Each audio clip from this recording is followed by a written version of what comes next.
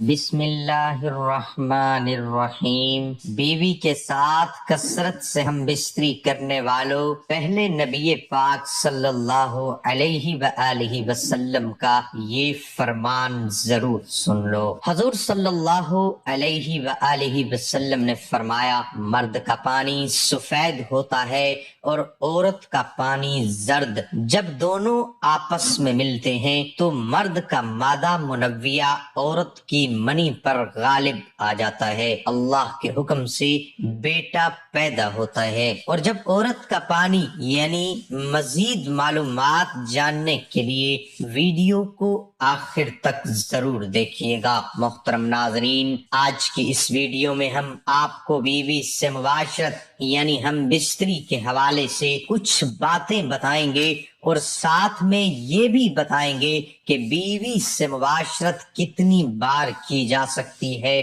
Video skip بالکل نہیں کرنا۔ ناظرین، اکثر یہ سوال سننے میں آتا ہے کہ بیوی کے ساتھ کتنی بار ہم بستری کی جا سکتی ہے۔ دراصل شریعت نے بیوی کے ساتھ ہم بستری کرنے میں کوئی حد مقرر نہیں کی۔ یہ عمل ہر مرد اپنی مردانہ قوت کو مد نظر رکھتے ہوئے اور بیوی کے مخصوص ایام کا خیال رکھتے ہوئے اور بیوی کی صحت کے حساب سے جس قدر چاہے کرے، لیکن غذائیں خالص نہ ہونے کی وجہ سے بیوی کے ساتھ کثرت سے ہم بستری کرنا انسان کی جوانی کو بہت جلد ختم کر دیتا ہے۔ ایک بار ہم بستری کے دوران مادہ تولید کی کثیر مقدار جسم سے خارج ہو جاتی ہے اور مادہ تولید کی تیاری میں اچھی غذا کا ایک کثیر حصہ خرچ ہو جاتا ہے۔ تو اس طرح اچھی غذا کی ایک کثیر مقدار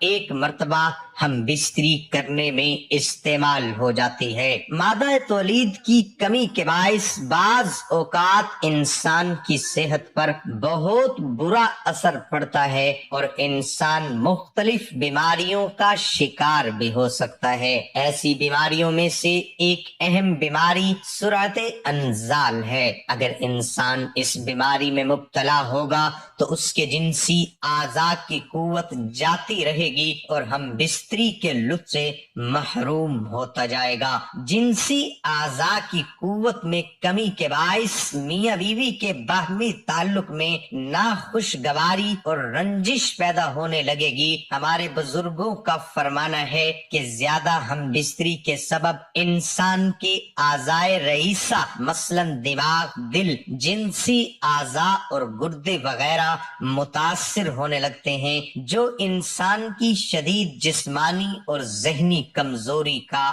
سبب بنتا ہے۔ مادہ تولید پتلا ہو جاتا ہے، جس کا اثر ہونے والی اولاد پر بھی ہوتا ہے اور وہ کمزور اور ضعیف الخلقت پیدا ہوگی۔ ناظرین، نبی کریم صلی اللہ علیہ وسلم کی آزاد کردہ غلام ثوبان رضی اللہ تعالی عنہ نے ایک حدیث سنائی۔ کہا، میں رسول اللہ صلی اللہ علیہ وسلم کے پاس کھڑا تھا، ایک یہودی عالم آپ صلی اللہ علیہ وسلم کے پاس آیا اور کہا، اے محمد، آپ پر سلام ہو۔ میں نے اسے اتنی زور سے دھکا دیا کہ وہ گرتے گرتے بچا۔ اس نے کہا، مجھے دھکا کیوں دیتے ہو؟ میں نے کہا، تم یا رسول اللہ نہیں کہہ سکتے؟ یہودی نے کہا، ہم تو آپ کو اسی نام سے پکارتے ہیں جو آپ صلی اللہ علیہ وسلم کے گھر والوں نے آپ صلی اللہ علیہ وسلم کا رکھا ہے۔ تو رسول اللہ صلی اللہ علیہ وسلم نے فرمایا،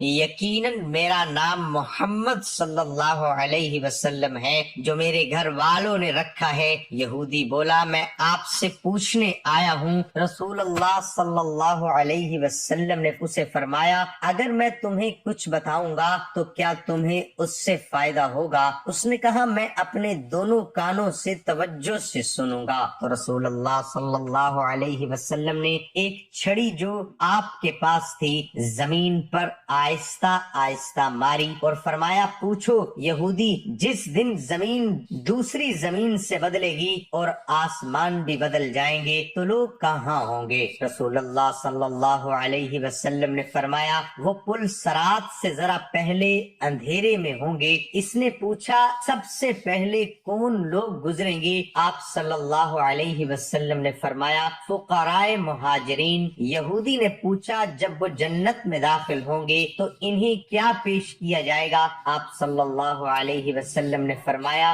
جگر کا زائد حصہ۔ اس نے کہا اس کے بعد ان کا کھانا کیا ہوگا؟ آپ صلی اللہ علیہ وسلم نے فرمایا ان کے لیے جنت کا وہ بیل ذبح کیا جائے گا جو اس کے اطراف میں چلتا پھرتا ہے۔ اس نے کہا اس کھانے پر ان کا مشروب کیا ہوگا؟ آپ صلی اللہ علیہ وسلم نے فرمایا اس سے جنت کے سلسبیل نامی چشمے سے۔ اس نے کہا آپ نے سچ کہا۔ پھر کہا میں آپ سے ایک ایسی چیز کے بارے میں پوچھوں جسے اہل زمین سے محض ایک نبی جانتا ہے یا ایک دو اور انسان؟ آپ صلی اللہ علیہ وسلم نے فرمایا اگر میں نے تمہیں بتا دیا تو کیا تمہیں اس سے فائدہ ہوگا؟ اس نے کہا میں کان لگا کر سنوں گا۔ اس نے کہا میں آپ سے اولاد کے بارے میں پوچھنے آیا ہوں۔ آپ صلی اللہ علیہ وسلم نے فرمایا مرد کا پانی سفید ہوتا ہے اور عورت کا پانی زرد۔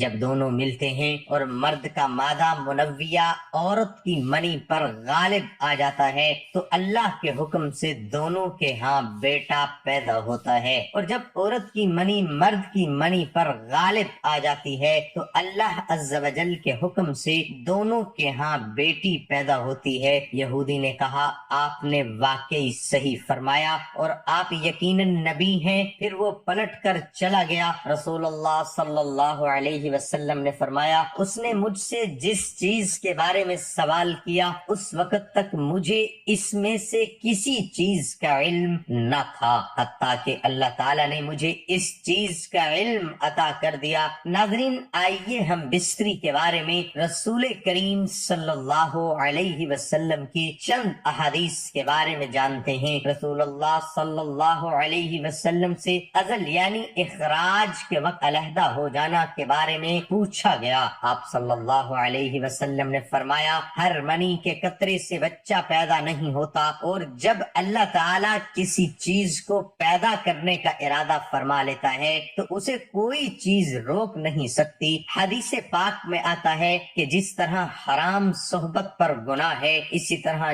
جائز صحبت پر نیکیاں ہیں۔ جب شوہر اپنی بیوی سے ہم بستری کا ارادہ کرے اور بالخصوص شادی کی پہلی رات جب شوہر اپنی بیوی سے ہم بستری کا ارادہ کرے اور بالخصوص شادی کی پہلی رات اور اس کے بعد جب بھی شوہر کو چاہیے کہ ان آداب و طریقے کار کے مطابق عمل کریں، انشاءاللہ شیطان کی مداخلت سے محفوظ رہیں اور نیک و صالح اولاد پیدا ہوگی۔ نماز کے بعد شوہر اپنی دلہن کی پیشانی کے تھوڑے سے بال نرمی اور محبت سے پکڑ کر دعا پڑے، اے اللہ میں تجھے اس کی بھلائی مانگتا ہوں اور اس کی بھلائی کا مطالبہ کرتا ہوں جس پر تو نے اس کو پیدا کیا، جس شر پر تو نے اسے پیدا کیا اس سے تیری حفاظت طلب کرتا ہوں۔ تو نماز اور اس دعا کی برکت سے میاں بیوی کے درمیان محبت اور الفت قائم ہوگی، اور 10 مرتبہ اللہ اکبر پڑھے